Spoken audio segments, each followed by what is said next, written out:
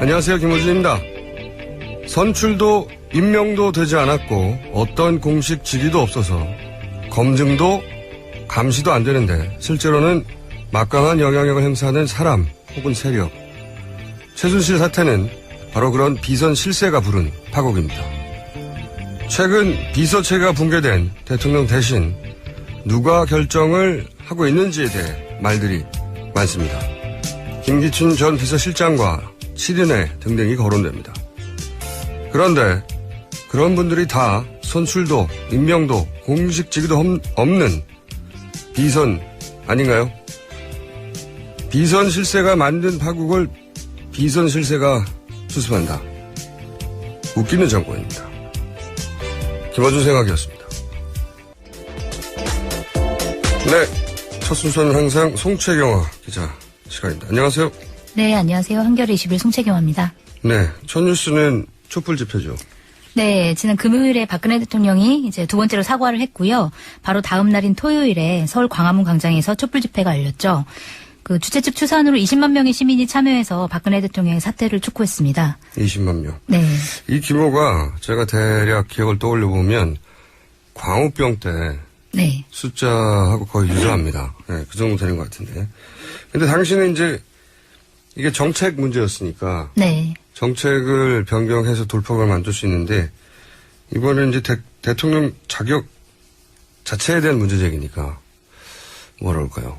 4.19 때나 60대나 그런 때와 비슷한 성격의 집회 같아요. 네, 언론에서 4.19 때랑 비교를 좀 많이 하고 있습니다. 네, 대통령 자격이 있느냐 이런 문제 제기니까요. 네. 어제 집회 참여하셨죠? 가보셨나요? 네, 저는 오후 1시 반부터 밤 9시까지 있었습니다. 취재. 네, 저도 갔습니다. 네. 가서 저는 사람이 많구나 하고 샤브샤브를 먹고 왔습니다. 네, 잘하셨습니다. 자, 다음 뉴스 전해주십시오. 네, 우병우 전 청와대 민정수석이 어제 피고발인 신분으로 검찰에 소환돼서 조사를 받았는데요. 그 우수석이 검찰에 출석하면서 좀 뻣뻣한 자세를 보여서 황제 소환 아니냐 이런 비판을 받기도 했는데 뭐 출석을 할 때 이제 기자가 가족 회사 자금을 유용했냐 이렇게 질문을 했더니 한동안 이제 쏘아보면서 화제가 됐죠. 네, 화제가 되기도 했습니다. 그리고 또 조선일보가 어젯밤 9시 정도에 서울중앙지검 11층 창문으로 이제 카메라로 우병우 수석의 모습을 찍었는데 그때 좀 약간 팔짱을 끼고 표정에 좀 여유 있는 모습을 보여가지고 이것도 좀 화제가 되기도 했죠. 네, 조선일보가 우병우 전 수석에 대해 감정이 많죠. 네. 네. 감정이 많습니다. 이거는 근데 네. 찰나의 순간이니까 네. 같은 말이군요. 찰나니까 네. 뭐 후배를 만났을 수도 있고요. 네, 뭐 검찰 직원들이 앞에서 이제 뭐 양손을 앞으로 모으고 우병우 수석의 얘기를 뭐 듣는 모습 이런 게 있었고, 네, 뭐 그러곤 그 전에도 뭐 조사를 받기 전에 수사팀장인 윤갑근 고검장실에 들어서 차 대접을 받기도 했다 이런 뉴스 나와요. 아직은 선후배 관계니까요. 그리고 우병우 전 수석의 라인이 검찰에 쭉 깔려 있다는 얘기도 많이 있고요. 네. 있는 구석이 따로 있다는 거죠, 한마디로. 네네. 그것과 관련된 뉴스가 또 있는데요. 그 차은택 씨가 우병우 전 민정수석이 이제 뒤를 봐주고 있다 이렇게 얘기를 했다는 증언이 나왔는데요. 미르재단 전 사무총장인 이성환 씨가 그 자기가 이제 모금을 했을 당시에 기업들을 돌면서 약정서를 체결하고 또 16개 그룹에서 486억 원을 본인 통장으로 받았는데 이 과정에서 이제 뭔가 깨름칙해가지고 차은택 씨한테 이거 좀 문제 있는 거 아니냐 이렇게 걱정을 토로했더니 차은택 씨가 우병우 민정수석의 이제 명함을 보여주면서 우리를 봐주고 있으니 걱정하지 말라 이렇게 얘기를 했고 또 우 전 수석이 이제 검찰 간부까지 소개를 해줬다 이렇게 얘기를 하면서 간부의 명함까지 보여줬다. 그리고 이 간부를 봤더니 우병우 사단으로 꼽히는 인물이더라. 이런 보도가 나왔습니다. 그러니까 지금 사실 우병우 수석이 그 검찰의 조사를 받는 건 이 재단 모금 과정하고는 상관없는 거거든요. 네, 맞습니다. 네, 사실은 개인 비리예요. 네, 본인의 처가 네. 땅 구입 관련된 네, 내용이죠. 우리가 지금 우병우 수석이 최순실 관련해서 소환됐다고 알고 있는데 아니에요. 네, 아닙니다. 전혀 상관없는 사안으로. 그러니까 사실 털어줘도 흔히 하는 표현으로 털어줘도 털어주기가 쉬운 거죠. 근데 지금 나온 정황은 이 기사로 보자면 적어도 재단 모금 과정을 알고 있었다는 거 아닙니까? 네, 그렇죠. 네. 편의를 뭐 봐준 거 아니냐 우수석이 네. 이런 이제 분석이 나오고 있는 거죠. 이게 근데 이쪽 관련 기소는 검찰을 통해 전혀 없으니까 우병우 수석이 뭔가 밝혀지면 한 번 더 불러들여질 수도 있겠네요. 네, 그럴 수 있습니다. 네. 어쨌든 지금 믿는 구석이 아직도 있다는 거고, 믿는 구석이 얼마나 믿을만한지는 두고 보면 알겠죠. 네. 우병우 전 수석 관련해서는 앞으로도 뉴스가 많이 나올 것 같아요. 네. 현재까지는 최순실과 관련 없는 소환입니다. 네, 전혀. 맞습니다. 네. 다음 뉴스 해주십시오. 네, 좀 너무 딱딱한 뉴스만 전해드린 것 같아서 좀 재밌는 뉴스 하나 소개를 해드리면 그 최근 누리꾼들 사이에서 최순실 씨가 검찰에 소환된 날 먹었던 곰탕이 암호가 아니냐. 곰탕. 네. 네, 이런 말이 돌고 있는데. 제가 그때 이게 왜 깍두기 리필했다는 뉴스는 왜 없냐고 했는데. 네. 네, 그런 얘기를 했었죠. 뭐 예를 들어서 곰탕을 먹었다는 뉴스가 그냥 밥을 먹었다 이런 의미가 아니라 곰탕을 먹었다고 하면 작전 1이고 뭐 짜장면을 먹었다는 소식이 들리면 작전 2로 진행하라는 식으로 말을 맞췄을 가능성이 네. 있다. 이런 얘기들이 지금 나오고 있는 상황입니다. 네, 그래서 저희가 여기서 미니 인터뷰를 한번 해보려고 합니다. 그러니까 이 사안을 직접 취재한 기자가 있어요. 네, 곰탕집 전수조사를 했던 기사가 나왔었죠. 너무 오늘 아침부터 뉴스가 무거울까봐 이 곰탕을 정말 시켜 먹었나를 직접 취재한 기자가 있어가지고 저희가 탐사 보도죠. 예. 네. 네, 비즈 한국의 유시혁 기자 전화 연결해 보겠습니다. 안녕하세요. 네, 안녕하세요. 네. 네. 아니 어쩌다가 이렇게 곰탕집 전수조사를 하게 됐습니까? 음모설이 워낙 또 뜨거웠고 실시간 검색어 1위까지 올랐었잖아요. 네. 네, 그래서 설마라는 작은 의심에서 취재가 시작이 됐었습니다. 설마. 네. 근데 이제 저도 기사를 쓰신 걸 봤어요. 이게 보니까 배달을 시켜 먹었다면 아마도 반경 1km 내에 있는 곳이 아니겠냐 해서 반경 1km 내에서 곰탕을 판매하는 곳 다 찾아보셨다고요? 예, 맞습니다. 그 반경 1km 내에 식당이 8곳 있었고요. 곰탕을 파는? 식당이. 네. 네, 그리고 배달하는 업체가 총 3군데가 있었는데, 총 11곳. 예. 이 11곳을 전부 다 조사했을 때는 최 씨가 검찰에 출두하고 나서 그날 저녁에는 곰탕을 배달한 적이 없더라고요. 네. 곰탕을 예를 들어서 배달업체가 여러 군데 배달했을 텐데 다 물어보셨어요? 검찰청에 배달했냐 안 했냐? 네, 3군데, 제가 그 식당 주변에 들려서 다들 물어봤을 때 딱 3군데만 배달을 한다고 하더라고요. 네. 네. 3군데에서는 일단 배달이 없었고요. 예. 식당도 마찬가지였고요. 그러면 이런 거 있지 않습니까? 왜 식당 중에 배달은 안 해주지만 네. 배달은 하지만 와서 포장해서 가져가는 경우 있잖아요. 예, 포장해서 가져가는 경우도 많은데, 그 일반 음식에 비해서 곰탕은 좀 다른 게, 이게 뜨거운 음식이잖아요. 네. 근데 주로 곰탕을 포장해 가서 가는 경우는 냉동 포장을 많이 해 가거든요.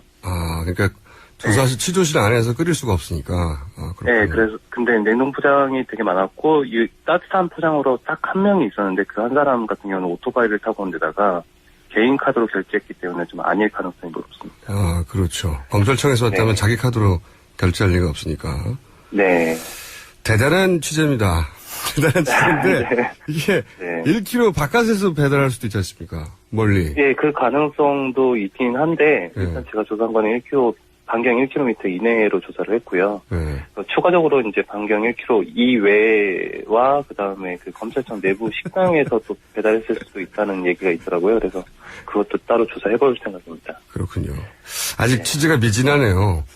네. 2km 반경으로 넓혀주시고요. 네. 그리고 그 검찰청 1층인가요? 식당 있잖아요, 거기. 예, 2층에 있다고. 하더라고요. 2층에 참. 네. 네. 거기도 취재를 하신 다음에 저희가 네. 취재 결과를 놓고 다시 한번 연결하겠습니다. 네. 네, 알겠습니다. 오늘 말씀 감사합니다. 네, 감사합니다. 네. 비즈 한국 유시혁 기자인데요. 네. 주말에 화제가 된 기사였죠. 진정한 탐사 보도라고 봅니다. 이게 이제 그만큼 검찰을 수사를 안 믿는다는 거죠? 네, 그만큼 불신이 네. 많아서. 그리고 실제 이 주류 매체들이 보도한 것 이상으로 네티즌들이 그냥 게시판에서 자기들의 의구심을 가지고 파악해낸 게 많아요. 최순실 씨가 독일에서 인터뷰했다고 그랬는데 네티즌들이 네. 이거 독일 아니다고 사진 네. 한 장 보고 찾아낸다든지. 거의 콘센트 모양을 보고 덴마크다 뭐 이런 얘기를 했었죠. 그만큼 이 공식 신뢰가 무너진 거죠. 대통령도 믿지 못하는데 검찰 시스템 믿을 수 있을 리가, 믿는다면 이상한 겁니다. 사실은. 대통령도 못 믿는데. 이분 앞으로 2kg 없다 그러면 또 3kg 얘기 나오고 계시고 이분의 취재는 언제 끝이 날지 모르겠습니다. 자, 다음 뉴스 전해주십시오. 네, 최순실 씨가 평창 동계 올림픽을 넘어서 장애인 동계 올림픽에도 손을 대려 했던 것으로 이제 확인이 됐는데요. 그 문화체육관광부 내부 문건을 중앙일보가 입수해서 봤는데 그 K스포츠재단이 지난 3월에 문체부를 통해서 가이드러너, 그러니까 시각장애인 동행 파트너죠. 이 가이드러너를 육성하기 위한 교육연수지원금 5억 원을 이제 타내려고 시도를 했었다. 이런 보도 내용입니다. 그리고 뭐 이것뿐만이 아니라 최순실 씨가 만든 업체죠. WK가 문체부 산하의 그랜드 코리아 레저 GKL이라고 하는데 이 휠체어 펜싱팀 선수들로부터 1인당 1,000만 원씩 받아서 챙겼다. 이런 증언도 나왔습니다. 이게 초기에 이제 휠체어 펜싱팀 선수들의 마케팅을 WK가 계약을 했었다. 네. 이렇게 뉴스가 시작된 건데, 그죠? 네.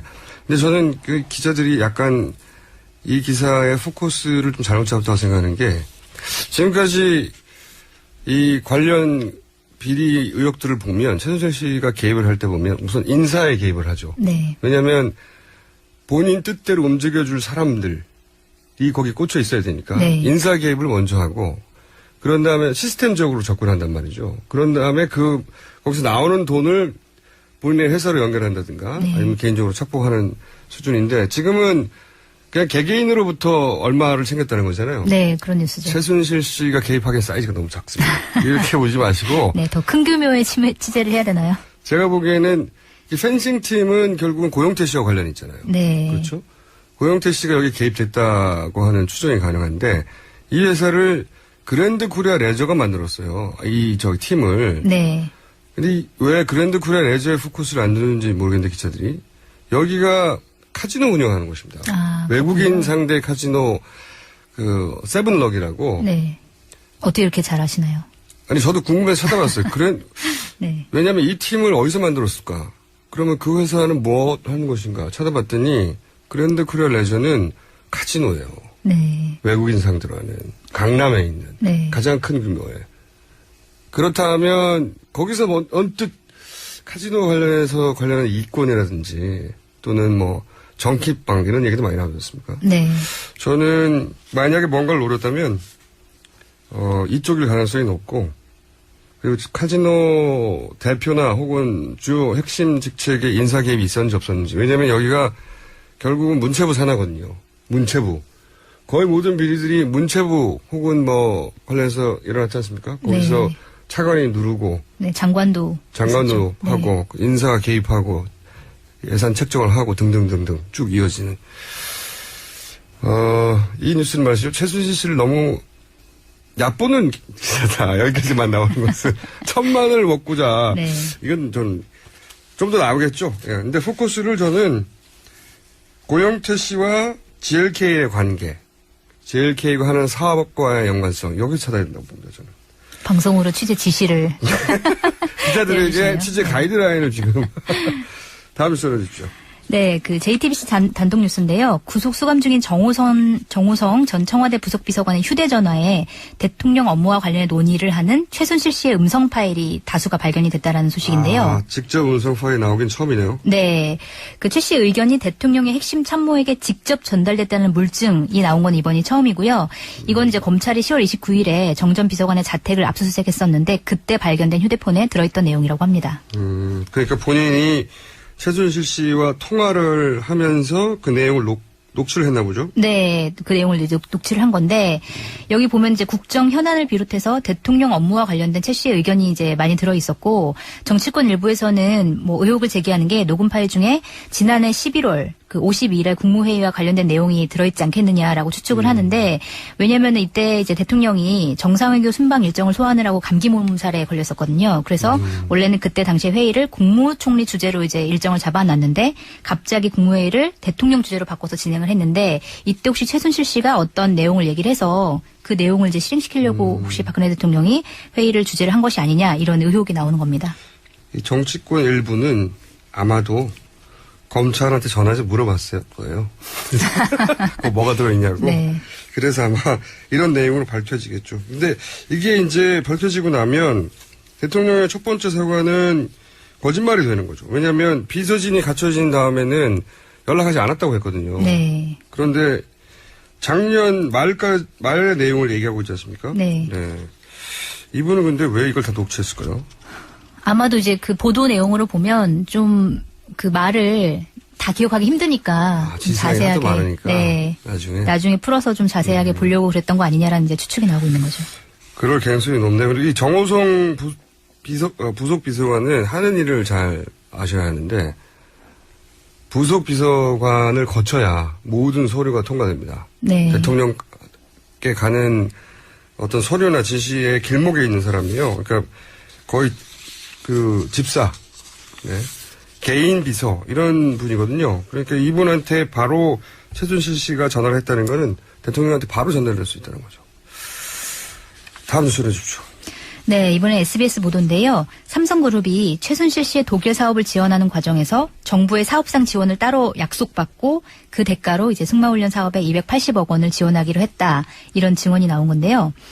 뭐 또 이 과정에서 최순실 씨가 승마협회장인 삼성전자 사장과 직접 독일 현지에서 만난 걸로 그렇게 드러났고 또 그 자리에는 삼성 법무실 수석 변호사도 동행했다. 이런 보도인데요.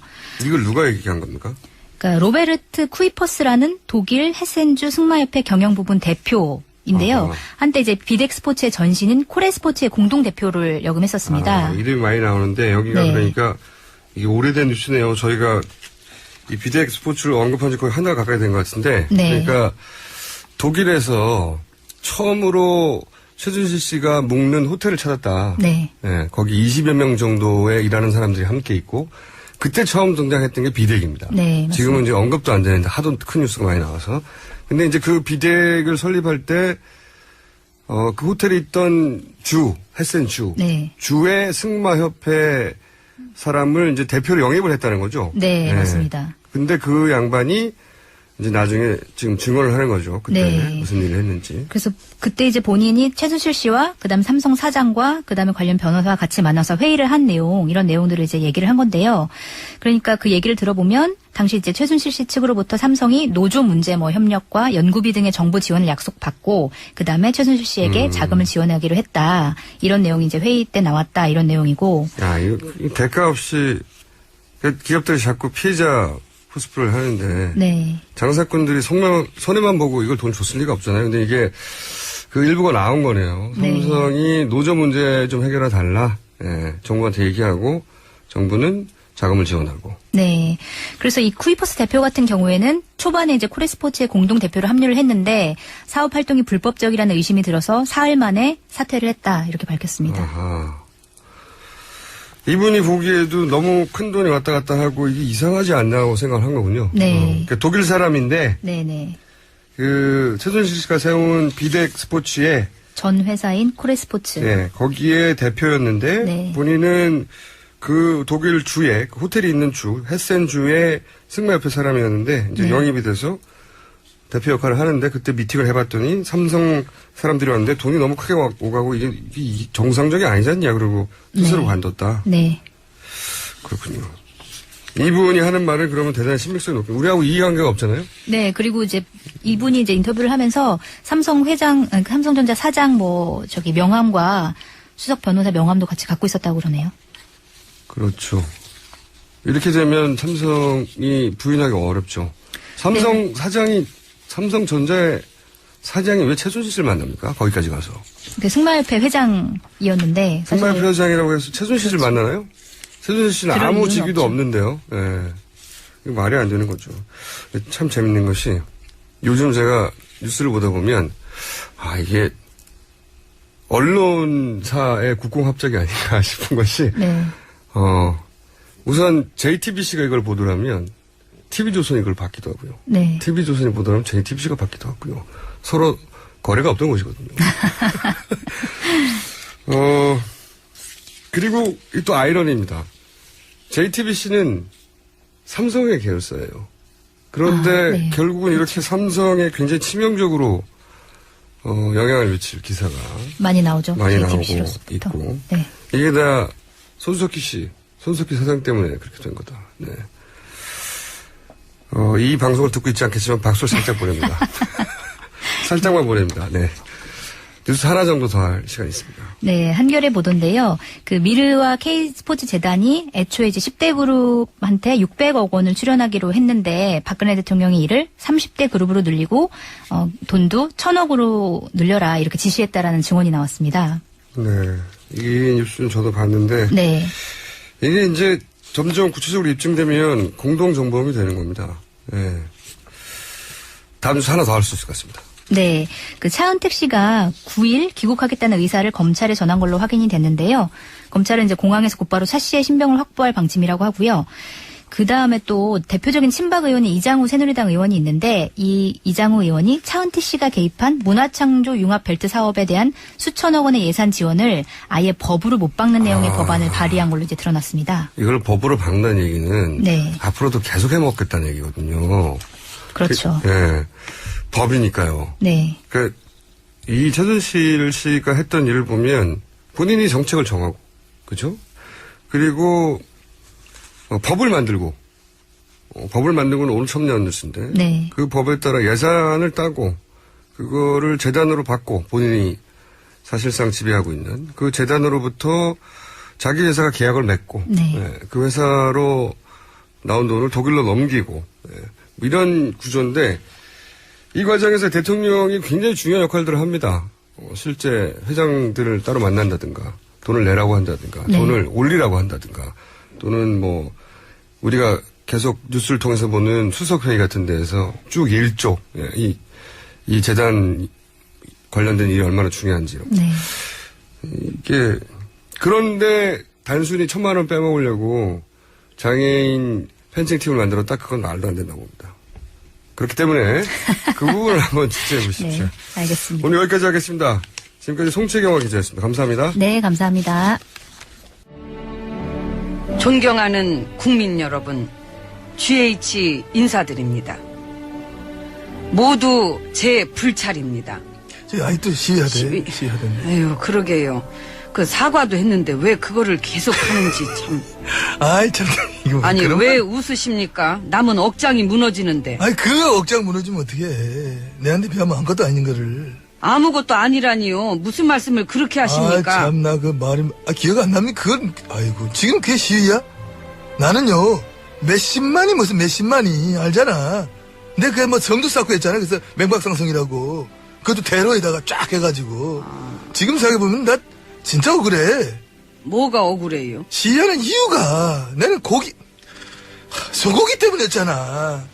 어디 고기 그거 가지고 말이야. 그래 내 신발이 뭐 촛불 들고 나오고 난리 하고 막 그래도 말아먹은 거는 마찬가지잖아요. 아니 그 고기하고 지금 전이 다르지 말이야. 그쪽은 국정농단이고 나는 그 고기라니까 그냥. 아니 그냥 고기가 아니고 미친 소니까 응? 먹는 게 얼마나 중요합니까? 아니 그거 확실하지 다 않은 먹고 얘기가지고 그래. 살자고 하는 건데. 그럼 미친 소라 쳐.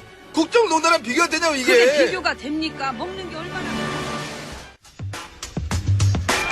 네. 뉴스공장 첫 번째 인터뷰입니다. 네, 박근혜 정권의 뿌리는 박정희 정권입니다. 그 유신 시절 공화당으로 정치 입문했고, 그리고 신군부가 등장한 이후에는 야당의 길을 택했고, 그렇게 제3당 신정당으로 대선 후보까지 지냈던 5선 경력에 박찬종 변호사 연결해서 현 정국에 대한 원로의 이야기 들어보겠습니다. 안녕하세요, 변호사님. 예, 안녕하십니까. 네. 요즘 전국이 그 87년 60 이상의 대혼란이다, 이런 얘기도 많은데, 한국, 현대사라고 해야 되군요. 현대사를 현실 정치인으로, 정치 한복판에서 다 직접 겪어보셨지 않습니까? 7, 80년도 아니고, 2016년에 이 샤머니즘 사태, 세순 사태 벌어진 상황을 바라보는 심경이 어떠신지, 그것도 좀 들어보고 싶습니다.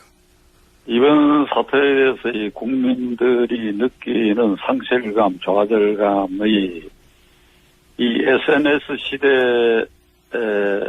시대가 아닌 지금 그 김행카 말씀하신 87년 6월 항쟁 때하고 비교를 해보면 네. 표면상으로 이 가시적으로 폭발하는 게 안 보여서 그렇지 네. SNS상으로 다시 말하면 국민들 가슴과 마음과 머리로는 그 6월 항쟁 때보다도 더 깊고 더 폭발력이 강하고 한 이런 어떤 이 박근혜 대통령에 대한 그 연대, 이게 그때보다도 더 강한 힘으로 형성되어 있다.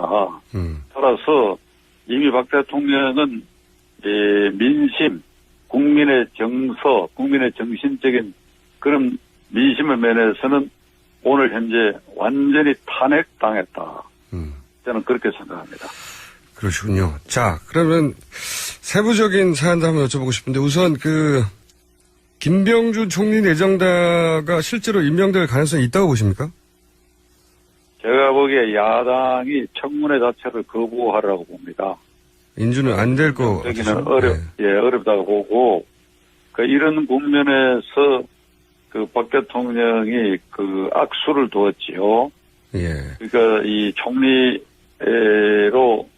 후보로 김병준 씨를 지명하기 전에 이미 야당에서는 거국 중립 내각을 구성하고 국회가 동의하는 사람으로 이게 내세우자.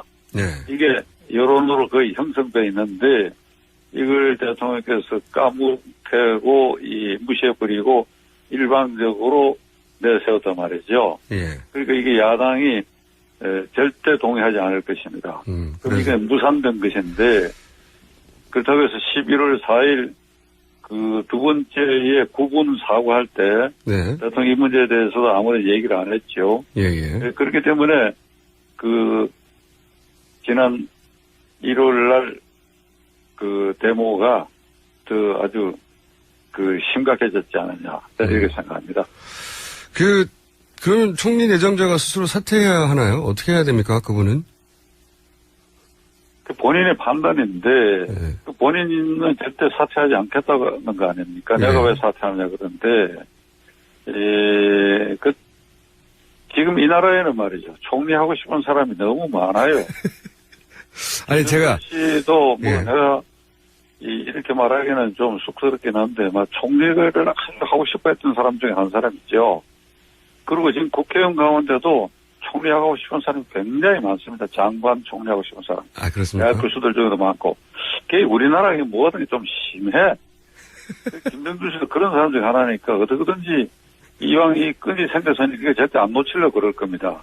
아. 그래서 이 대통령이 이 궁지에 몰려있고 민심이 어떻고 이런 것보다도 원래 총리하고 싶은 사람이 이렇게 버티는 것이지요. 안타까운 일인데, 예. 우리 모두의 자화상이야. 우리 모두의 자화상. 총리하고 싶은 사람들이 굉장히 많은데 그런 사람들 입장에서 보면 김병준 씨 나무랄 수 없지요. 그렇군요. 저도 사실 그걸 여쭤보려고 그랬었는데, 이게 정치권에 오래 계셨기 때문에, 정치를 하는 사람들은 오래 봐오셨으니까, 그 심리가 제가 이해가 안 가서 제가 바로 여쭤보려고 했었던 건데, 왜 제안을 받아들였을까? 그리고 제안을 받고 무척 기뻐했던 것 같은데, 왜, 저기 기뻐할 일이 아닌데, 본인이 인준될 가능성도 없을 것 같은데, 그래서 사실은, 김병준 내정자가 이렇게 기뻐하고 받아들이고 이 사안 자체가 이해가 안 갔거든요. 근데 말씀은 하고 싶어서 그랬다. 대통령이 불러가고 제안했을 때 이렇게 하면 될 수 있겠구나. 다소 어려움이 있을지 모르겠으나 나는 노무현 대통령 때의 정책실장도 했고 그게 보름 만에 사임했지만 교육부 총리까지도 임명받은 일이 있고 그리고 그 뒤에 신문에 칼럼 계속 썼고 그게 전부 총리하고 싶은 하나의 경력과 표시였기 때문에 덥석 물은 거지, 덥석. 기회가 왔으니까 덥석 물어야지. 이거 물었는데 이게 목에 걸려버렸단 말이죠. 뱉기도 어렵고 버티고 있는 것이지요. 그렇군요. 개인적으로 굉장히 안타까운 일인데 이 덥석 물 일이 아니었는데 말이죠. 이게. 그러게요. 만약에 본인한테 제안이 왔다면 어떻게 하셨을 것 같습니까? 어떻게 본인이? 아니, 변호사님 본인에게 이런 제안이 왔었다면 어떻게 하셨을 것 같으세요? 저는 이미 20년 전에 졸업한 사람이에요. 좀 말씀드리기가 좀 거시기한데 총리 장관할 기회가 여러 차례 있었는데 저는 거부했고 지금은 저에게는 절대 제안이 안 올 것입니다. 제안이. 우선 여당 쪽에서 보면 제가 굉장히 버거운 사람이고 총리 자리에 앉아가지고 자기들이 생각 외에 행동할지 모른다 이렇게 생각할 것이고 야당은 내가 너무 선배니까 또 네. 그런 점에서 버거울 것이고 여기는 오지 않았을 것이고 왔더라도 절대 수락하지 않았을 것입니다. 그렇군요. 그 총리는 노무현 정부 시절 인사로 하고 또 비서실장은 김대중 정부 시절 인사로 하면 이렇게 하면 사람들이 거국 내각으로 받아줄 거라 이렇게 생각한 것 같죠? 보시기에도 그렇지 아마 않습니까? 네.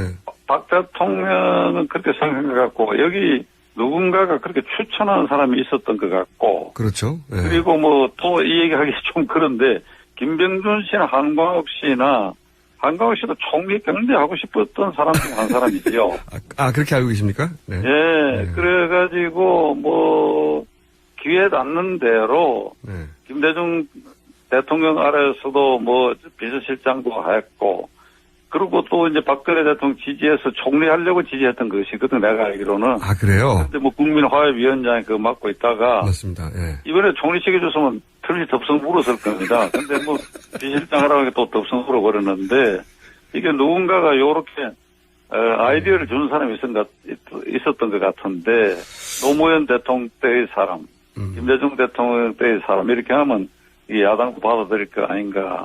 이게 좀 얕은 수를 쓴 것 같아. 네, 허심탄회하게 진솔하게 나오질 못하고 말이죠. 저도 이 수가 너무 누구나 보기에 얄팍해 보이는데 근데 이제 아이디어를 준 사람이라고 표현하셨는데 지금 언론에서도 계속 박근혜 대통령 수족이 다 잘려나갔는데 빚어진 다 있을 때도 최종 결정을 본인이 못한 걸로 보이는데 지금 이렇게 신속하게 인선도 이루어지고 검찰 수사도 일사불란하고 이건 누가 뒤에 있다 이런 지적 많이 있습니다. 그래서 뭐 7인이다 김기춘 전 비서실장이다 이런 말들 많은데 변호사님이 보시기에는 오랜 굴욕으로 판단하건대 누가 어떤 사람이 있다고 보십니까?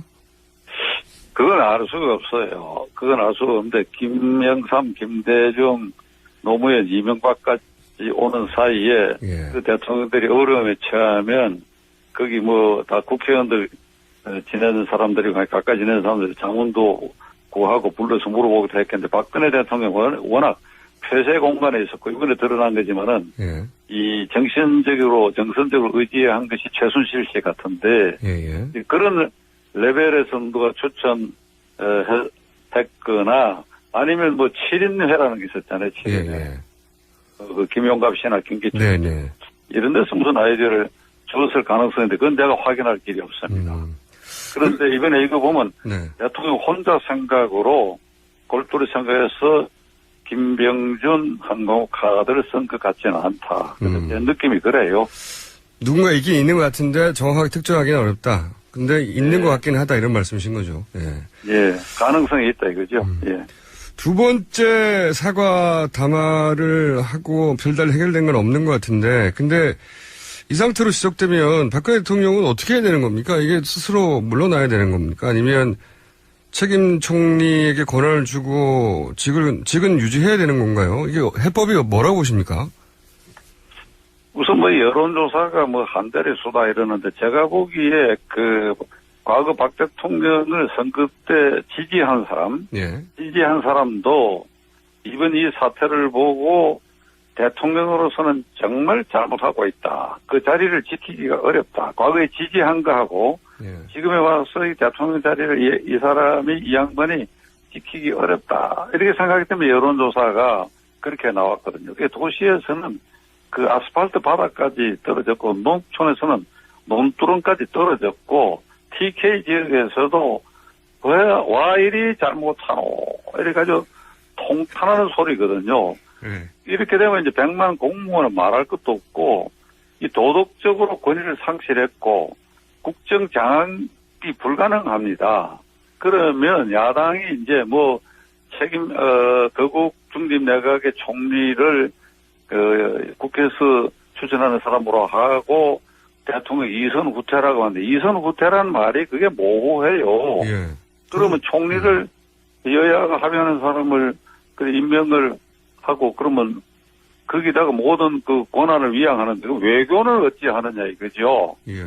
대통령이 어떻게든지 간에 그 자리를 지키는데 외교는 대통령이 국가를 대표하고 헌법에 예. 이 앞으로 지금 10일 뒤에 APEC 정상회담에 그 황교안 총리가 대신 간다는 거 아닙니까? 네네. 그것도 한두 번이지 대통령이 그 자리를 지키고 앞으로 1년 남짓 있는 사이에 지금 정상회담이 예정되는 게 10차례가 넘어요. 아, 그렇군요. 그 차례가. 에이펙은 금년은 또 내년에도 에이펙 총회가 있고 G20 회의가 있지요. 아세안 플러스 3회의가 있지요.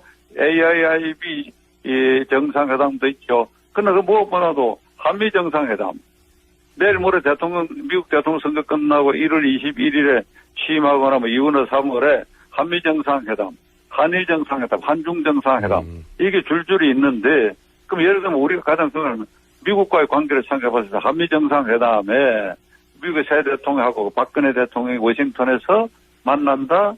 도덕적으로 국정장악제도 떨어진 일단 허수아비 대통령이 돼가지고 거기에 한미 간의 전략적 이 협의를 어떻게 할 수 있겠어요. 그리고 아베 총리가 내년까지 계속 있다고 한다면 당신 말에 도덕적으로 틀려 먹었다고 과거사를 이렇게 어떻게 하냐. 우리가 맨날 손가락질하고 호통을 치다가 도덕적 권위를 상실한 한국 대통령하고 만나가지고 우리 대통령이 무슨 얘기를 할 수 있겠어요.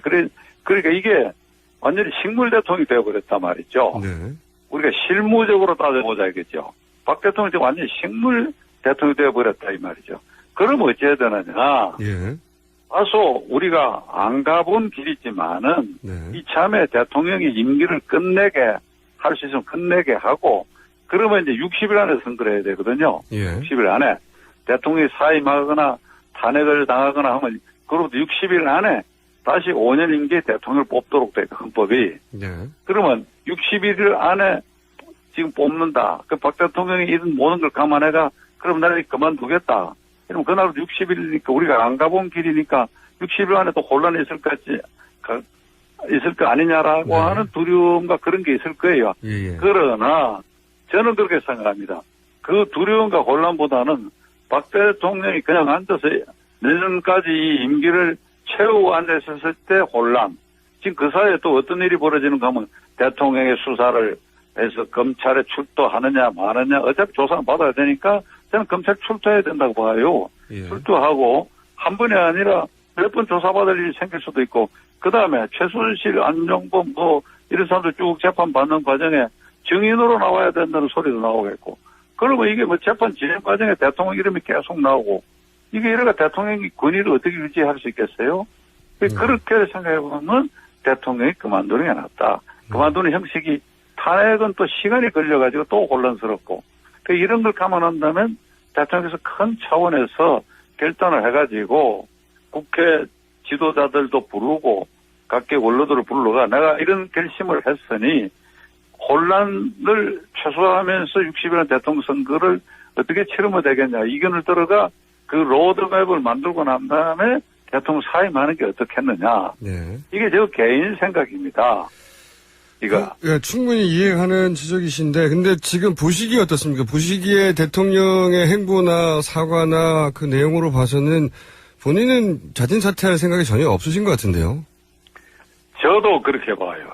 그 생각이 전혀 없는 것 같은데, 이제 그렇게 되면 지금 제가 말씀드린 것처럼 정말 예측을 할 수 없는 여러 가지 그 어려운 일들이 옛날에 표현하기가 좀 그렇게 예측하기 어려운 불상사들이 계속 발생할 가능성이 있어요.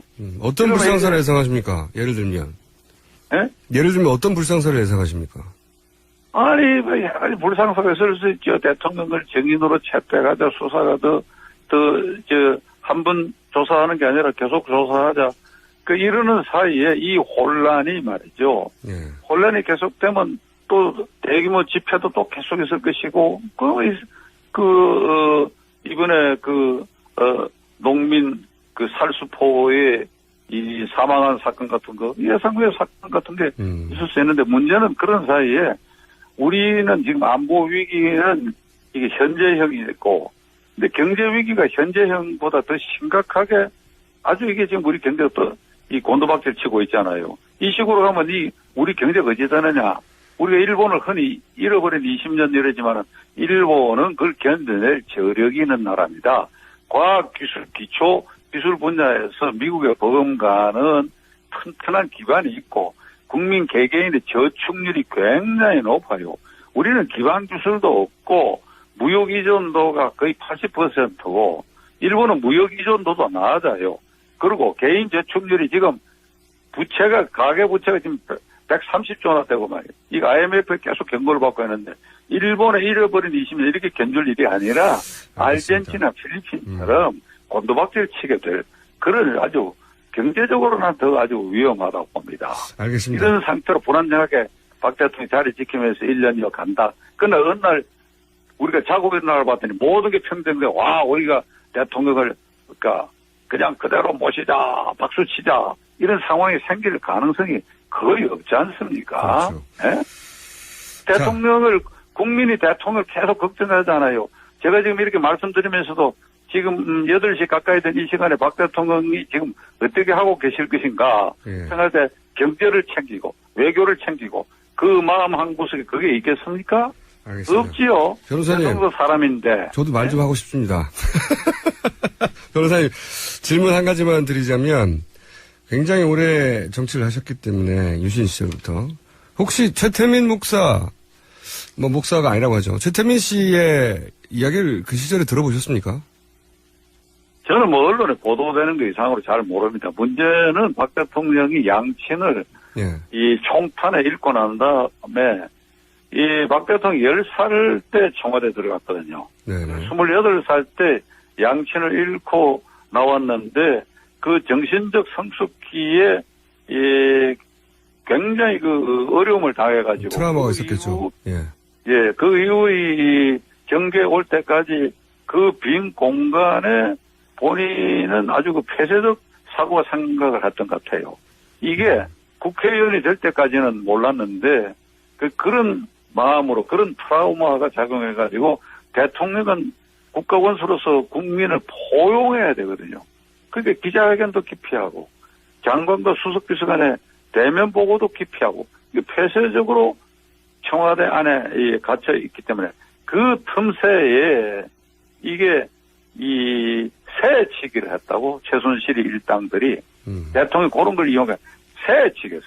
그러니까 새치기했다. 국가의 국민이 대통령에게 국민 주권, 국민이 행사할 권력을 대통령을 뽑아서 위임을 했더니 대통령이 행사할 그 권력의 누군가 새치기 한 게 그게 최순실 일당들이다 이 말입니다. 이게 성장 과정과 살아온 과정이 참말로 안타깝다. 국민이 대통령 선거 때 이런 거 확실하다 그러면 새누리당도 대통령 후보로서 박근혜 후보를 선택 안 했을 것이고 이게 원천 봉쇄가 됐을 것인데 이걸 우리가 몰랐던 것이죠. 알겠습니다. 변호사님, 저희가 1분밖에 안 남았는데 제가 말씀 듣다 보니까 아니 아직도 감각도 완전히 살아계시고 말씀도 굉장히 잘하시는데 혹시 정치 다시 안 하십니까? 무슨 정치를 제가 합니까? 제가. 아니, 나 독불장모를 그래가지고 발길질해서 쫓아냈는데, 예. 쫓겨나온 곳에 내가 어찌 들어갑니까? 그게. 그리고 이제 야인 생활을 내가 한 20년 하다 보니까, 예. 제가 지금 굉장히 반성을 하고 있습니다. 지난 세월에 저도, 잘못한 일, 국민을 실망시킨 일을 무수히 많이 한 사람이에요. 예. 지난 20년 동안 야인 생활을 하다 보니까, 이 친구는 총리를 하고 싶구나. 이 친구는 이 생각을 하는구나. 이게 눈에 보이는 거예요, 이게.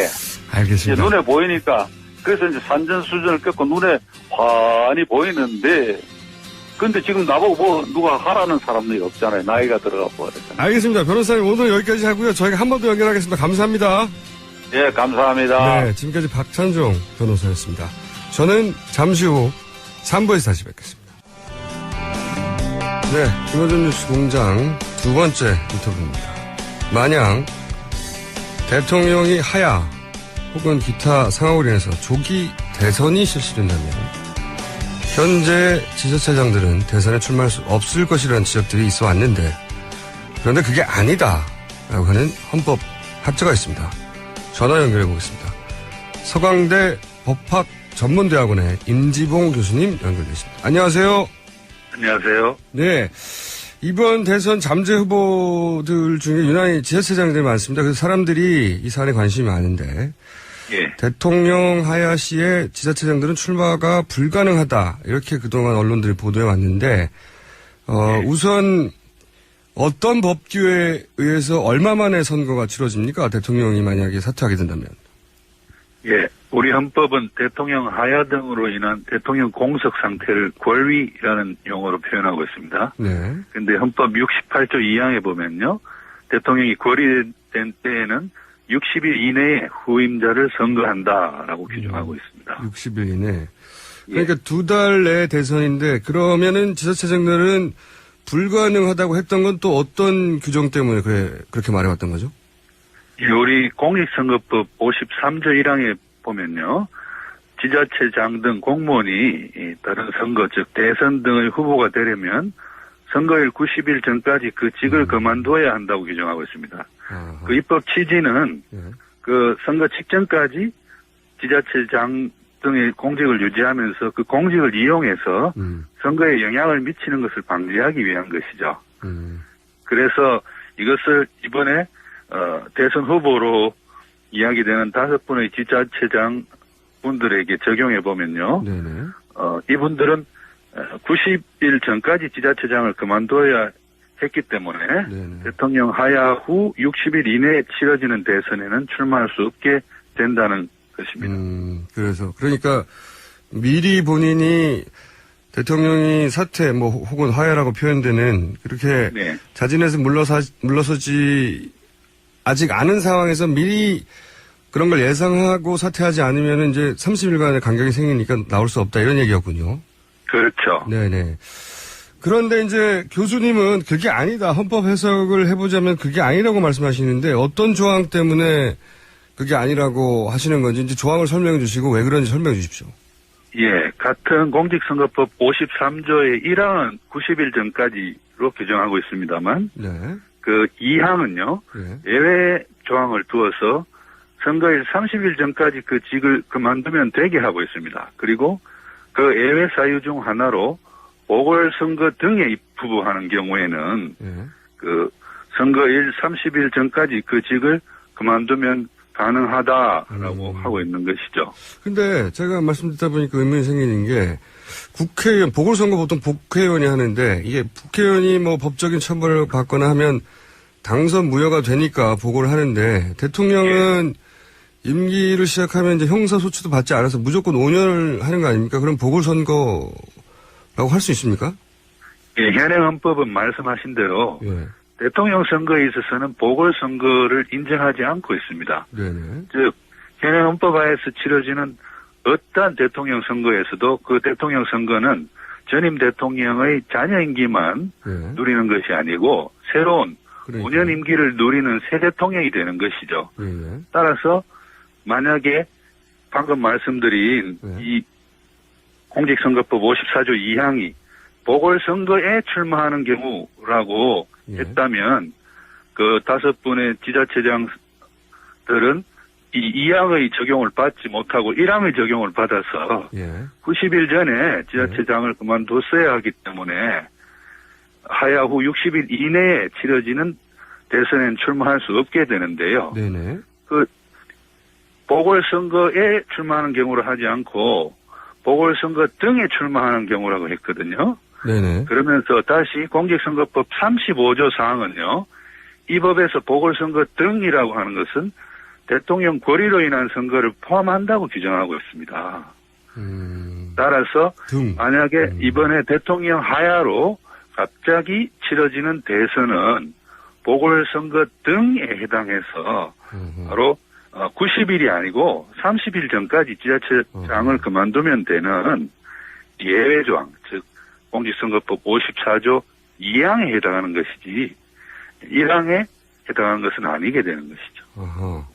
그러니까 교수님 말씀은 보궐선거라고 딱 잘라서 특징했으면 모르겠는데 보궐선거 예. 등으로 적용됐기 때문에 이것을 해석해 보자면 지금 대통령의 권리, 대통령이 어쨌든 자리를 유지하지 못할 경우에 해당된다 이렇게 해석하시는 거죠? 그렇고 해석도 그렇고요. 예. 또 공직선거법 35조 4항이 이 법에서 보궐선거 등이란 대통령 권리로 인한 선거를 아하. 포함한다라고 하고 있기 때문에 아하. 그 점은 분명한 것입니다. 아하. 그러니까 기자들이 그 앞부분까지만 봤지 그 등의 해설을 보지 못한 거군요. 법 규정에. 그렇습니다. 공직선거법 54조 1항만 보고 공직선거법 54조 2항의 예외 조항이라든지 혹은 보궐선거 등에 대해서 정의를 내리고 있는 공직선거법 35조 4항 등에 대해서는 보지 못한 것이죠. 아하. 그러니까 교수님 말씀대로 보면 다른 해석의 여지가 전혀 없이 실제로 30일 이내만 관두면 되는 거네요. 명확합니다. 아, 명확하군요. 예. 알겠습니다. 그 부분은 제가 이해를 했고요. 예. 법학자시니까 연결한 김에 예. 제가 궁금한 것 좀 추가로 여쭤보자면, 지난 주말에 이제 대통령 두 번째 사과 담화가 있었는데, 근데 이제 제가 내용을 듣다가, 이건 확인해 봐야 되겠다 싶었던 부분이 뭐냐면, 최순실 씨 비리 혐의에 대해서 어떻게 표현했냐면, 특정 개인이 이권을 챙기고, 여러 위법 행위까지 저질렀다고 하니 너무 안타깝다 이렇게 말씀하셨거든요. 그러니까 네. 이제 본인은 몰랐고 저질렀다고 한다 이렇게 자신은 상관없다는 뉘앙스로 저는 이해가 됐는데 이거 어떻게 보셨습니까? 예, 그러니까 대통령에 대한 헌법적 혹은 법적 책임을 묻는 데 있어서 예. 대통령이 그 최순실 등의 소위 비선 실세 등의 그 국정농단을 예. 알았느냐, 네. 몰랐느냐. 혹은 몰랐느냐가 굉장히 중요한 것이죠. 네네. 혹은 더 적극적으로 나가서 알고 그걸 지시를 내렸느냐, 혹시 네. 지시까지는 아니느냐, 안 했느냐, 뭐 이런 것들이 대통령의 어떤 그 법적 책임 혹은 헌법적 책임을 인정하는데 사실은 핵심 고리입니다. 핵심 예. 고리인데 지난 대국민 사과에서 대통령은 그 점을 부인한 것이죠. 아, 그렇죠. 자신은 그걸 지시를 내린 적은 없을 뿐더러 예. 또 그것을 알지도 못했다. 그렇기 때문에 나는 각종 뭐 권한 남용죄와 같은 그러한 법률적 차원 혹은 헌법의 국민주권주의 원리 위배와 같은 그런 헌법적 차원의 책임이 없다. 왜냐하면 나는 몰랐으니까 이런 그 의사의 표명으로 볼 수가 있는 것이죠. 법적으로 따지자면 이제 본인도 수사 받겠다고 했으니까 만약에 수사를 받는다면 본인은 몰랐다고 하겠다라고 말한 것과 같지 않습니까?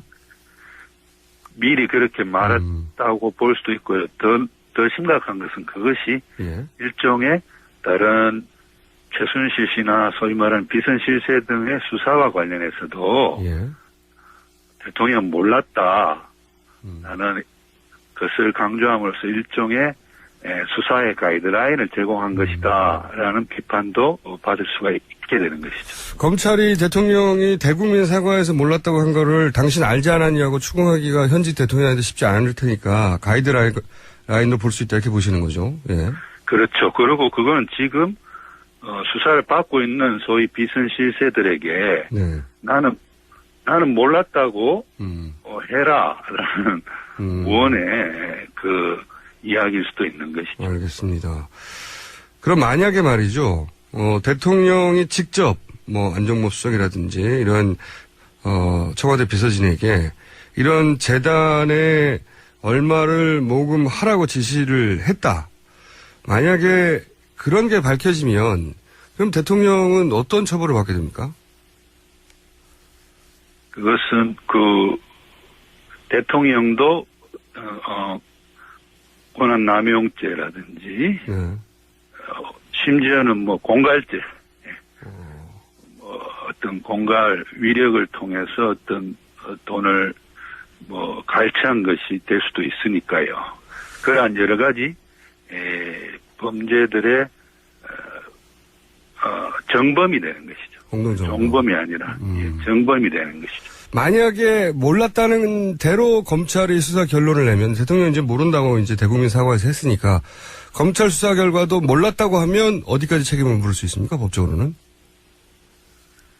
검찰도 몰랐다. 검찰도 결론이 대통령은 몰랐다. 왜냐하면 대통령이 지금 모른다고 하니까요. 결론이 실제 이 사과처럼 검찰 수사 결과가 나올 텐데 이제 시간이 지나고 나면 그때 대통령은 몰랐다. 이렇게 되면 대통령의 책임 범위는 어떻게 되는 겁니까? 그거는 이제 알았다는 고의는 없는 거니까요. 예. 권한남용죄, 공갈죄 등의 정범은 예. 될 수가 없는 것이고요.